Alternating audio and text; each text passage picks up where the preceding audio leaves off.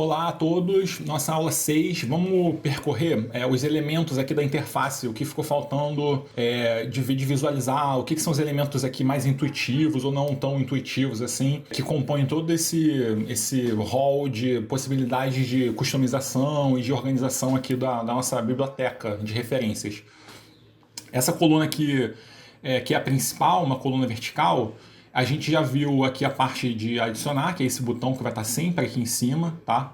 Notebook a gente não vai ver agora, vamos ver em aulas adiante, mas aqui todas essas opções aqui, ó, aqui é bem básico, porque aqui, ó, todas as referências, sempre é como se fosse a nossa homepage, né? A nossa homepage vai ser sempre todas as referências e a gente vai ver sempre nesse formato aqui de colunas, é quase que fosse uma planilha, com os elementos básicos ali, autor, ano, título, fonte, quando que eu adicionei, né, eu, dono da biblioteca, e se tem um arquivo associado ou não. Não tem como editar esses campos, é ruim, porque você, em outras versões lá no desktop, você tinha como customizar isso, no Zotero tem, mas no Mendeley não dá. Eu só tem isso daqui e não dá pra, tipo, quero jogar o título pra cá, não tem como, tipo, sei lá, talvez no futuro tenha, mas agora eles não dão essa possibilidade, vai ser sempre nesse formato. O que dá pra fazer é uma navegação por, aqui no caso, autor, tá vendo? Tem essa setinha. Se eu selecionar, ele faz uma mudança aqui por ordem alfabética, tá? Então aqui esses que não estão preenchidos, o numérico, aí depois do A até o Z. Ou o ano, mesma coisa. Tipo, eu quero em ordem cronológica, do mais novo para o mais antigo ou ao contrário. Então essa é a única maneira que dá para fazer uma edição, assim, mais ou menos organizada. Aqui no título, ó, ele faz ele entende que quando tem essas aspas simples ou duplas, ele coloca como se fosse primeiro ou numérico, títulos que começam com número. Mas aí também é uma organização por ordem alfabética, tá? Alfanumérica aqui. Não tem muitas opções, tá?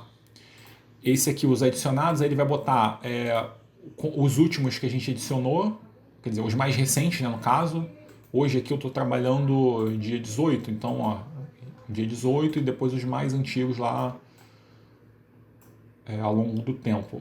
O file é o arquivo, se tem um arquivo associado. Esse íconezinho é quando ele mostra que tem o arquivo para download, ó, disponível para download, e quando já foi feito o download, ou quando não tem nada. Quando não tem nada é porque só tem o registro, a gente não vê aquela página do info, mas eu não tenho nada me indicando aqui que eu tenho o arquivo associado. Quando tem esse íconezinho, aí fica mais fácil de saber que, ó, tá vendo? Tá disponível para download, ele só vai fazer a importação desse PDF. Aí tem uma coisa também que eu não sei se eu mencionei isso, mas é importante também, muito importante.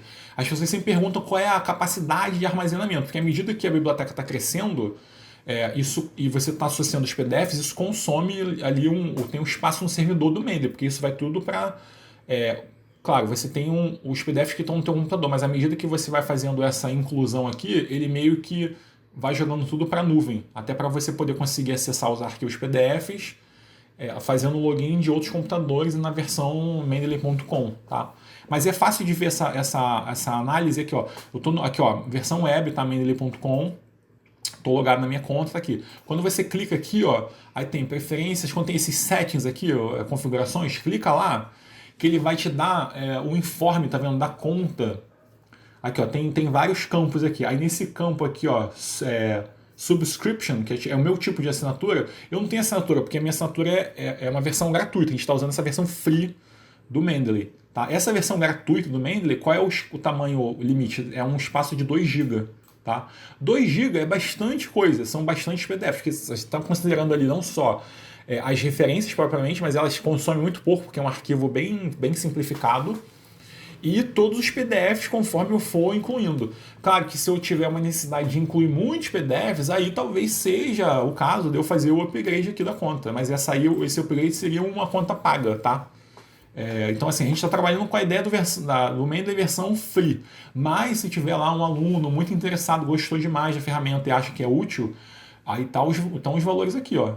Não é barato, muito barato não, tipo, ó, $5 por mês, dá 55 por ano, para você ter 5 GB, aí também nem aumenta muito, e aí esse seria o máximo aqui num espaço ilimitado, $165 por ano. Às vezes, assim, tem gente, tipo, sei lá, o laboratório tem dinheiro para pagar, paga. Aí, tudo bem, se for realmente justificado, mas aí só para vocês também terem noção do que está disponível nesse pacote free.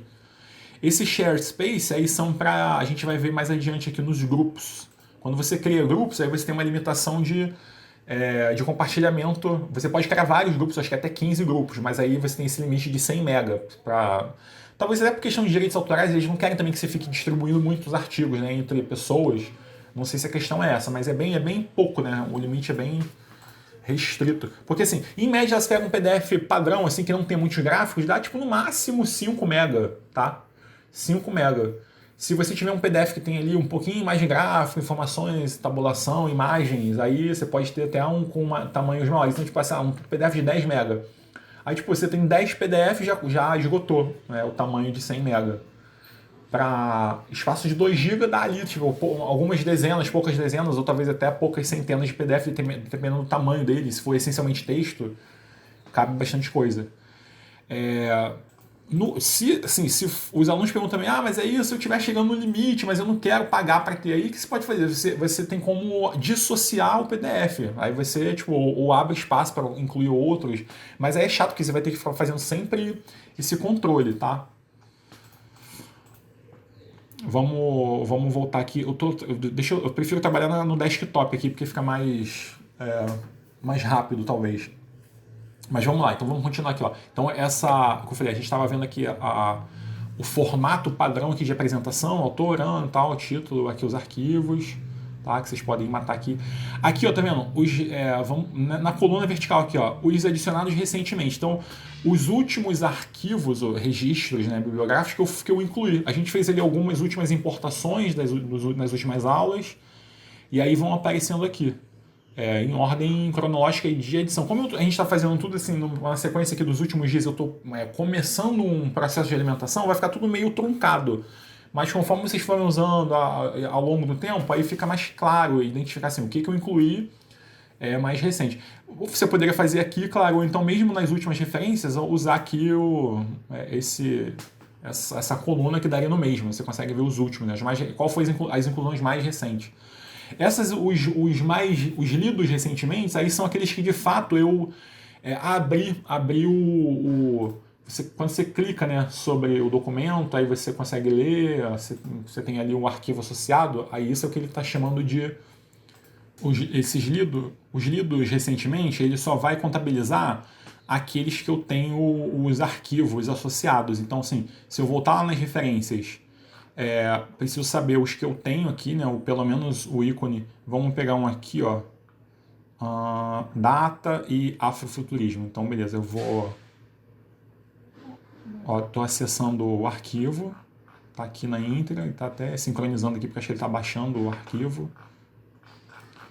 Aí, beleza. Data e afrofuturismo. Quando eu voltar lá, ele vai aparecer aqui, ó. Eu voltei, ó, os lidos recentes, aí ele vai aparecer aqui no topo, tá? Aí por que isso é importante? Para aí depois no final lá, quando eu já tiver uma profusão de arquivos, eu saber exatamente o que eu já li ou o que eu não li.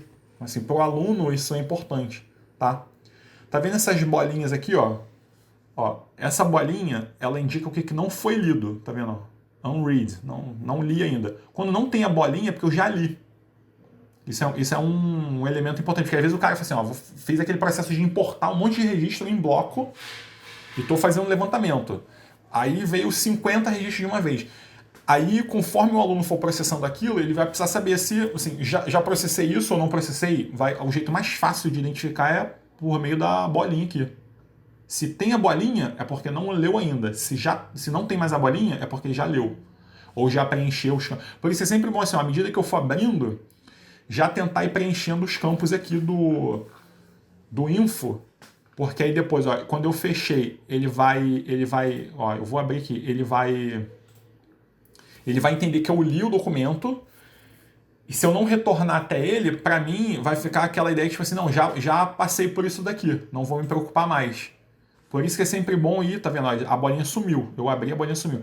Se na primeira vez que eu abri, eu já tratar o documento, aí eu já consigo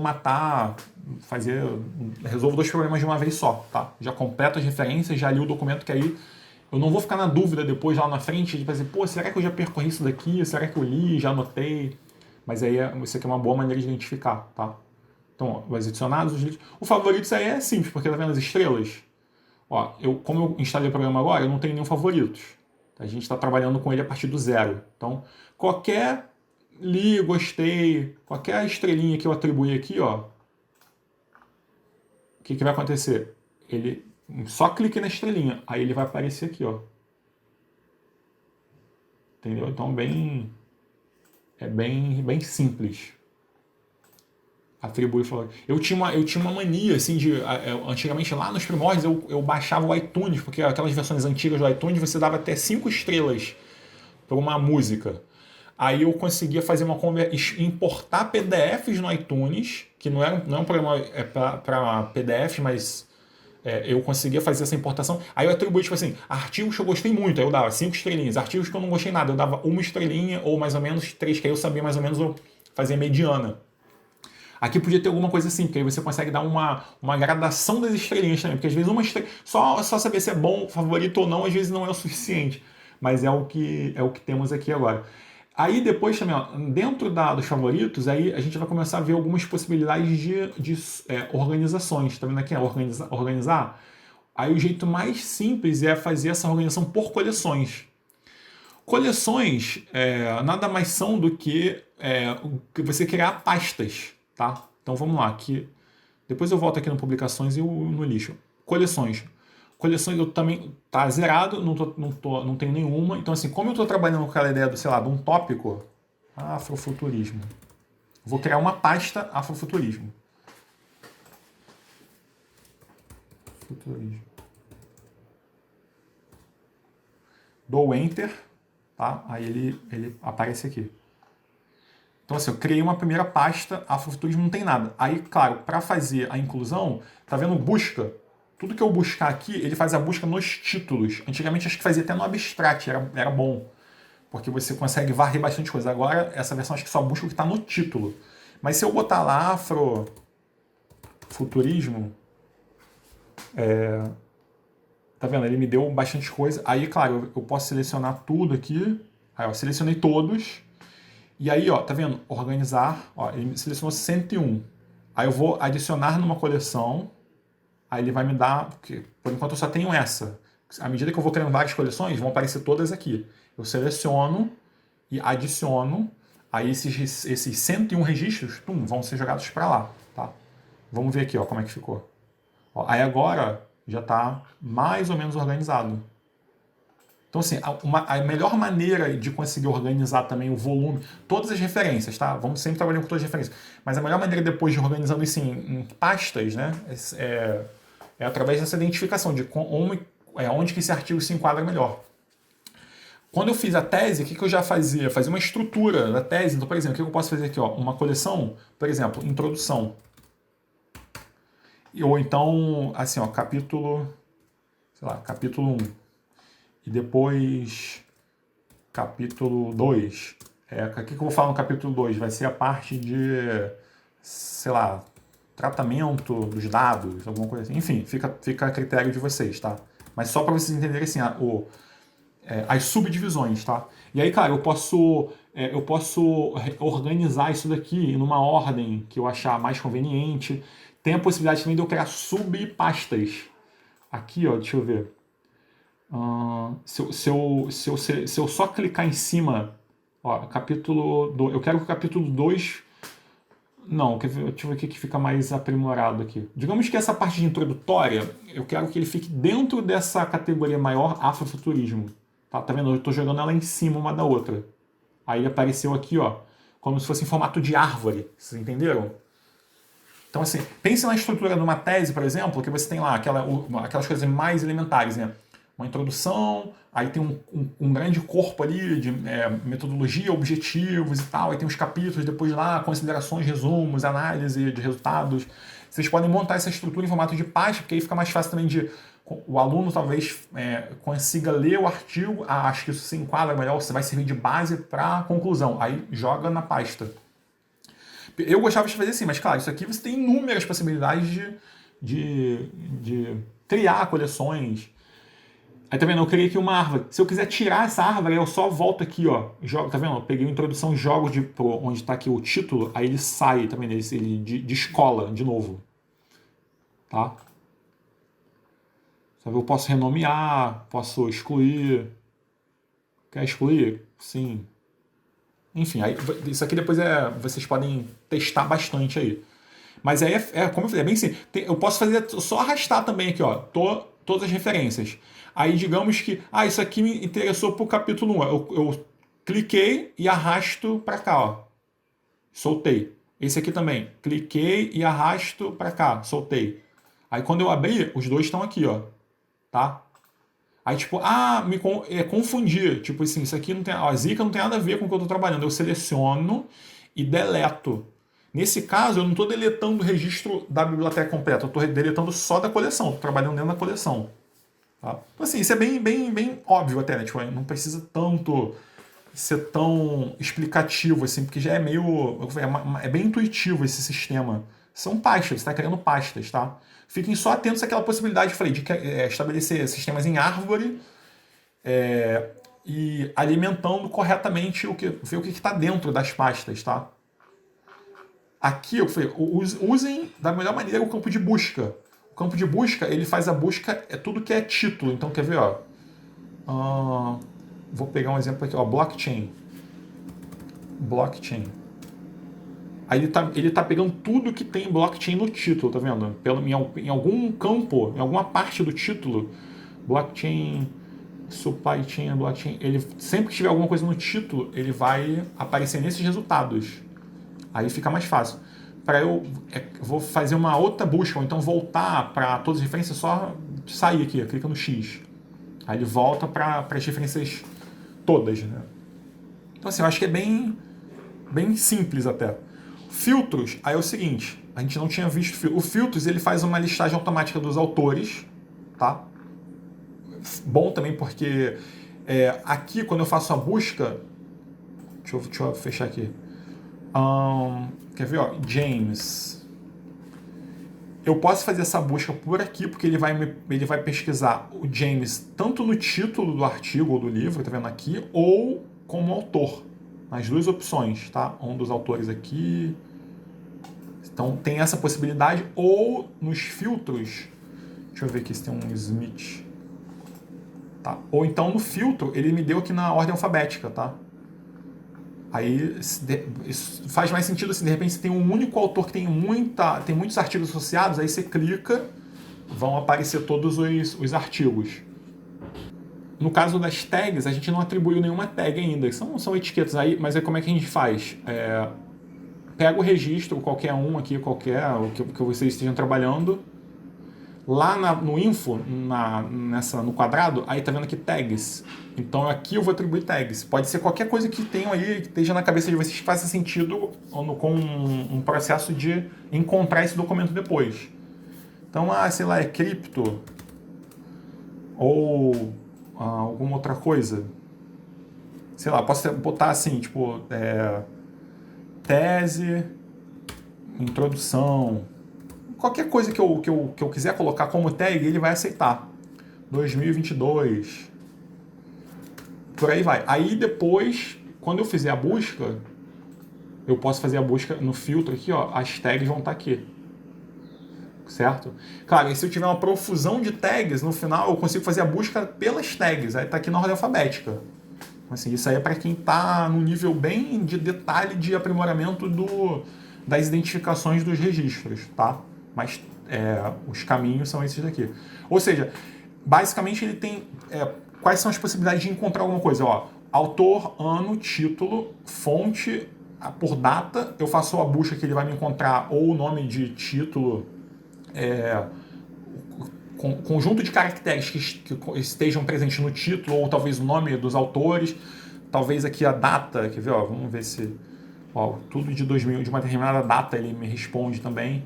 Não tem muitas opções. O ideal seria que tivesse, eu acho que antigamente, lá nos primórdios, na versão desktop tinha, você conseguia fazer a varredura no corpo do texto mesmo. Você tem os PDFs lá associados.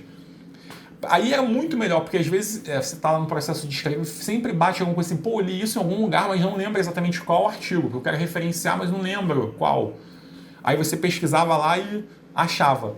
Como hoje isso não é possível de fazer tão, assim, de maneira tão rápida e automática assim, o ideal é você tentar estabelecer o máximo possível de descrição, usando tags ou aprimorando lá aqueles campos de informação, para que na hora que for necessário fazer a busca, você conseguir encontrar esse documento, tá?